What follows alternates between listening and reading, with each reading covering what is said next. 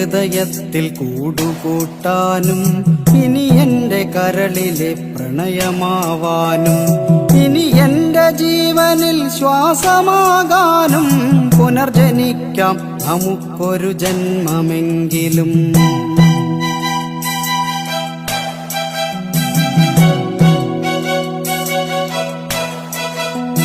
ഗതി മാറിയൊഴുകുന്ന നിള പോലെ നമ്മൾ ഈ ജന്മം വഴി പിരിഞ്ഞൊഴുകിയകലുമ്പോൾ പ്രാണനിൽ പ്രണയവും മിഴികളിൽ നോവുമായി കണ്ണീർ കയത്തിൽ നാം വിധിയെ പഴിക്കുന്നു.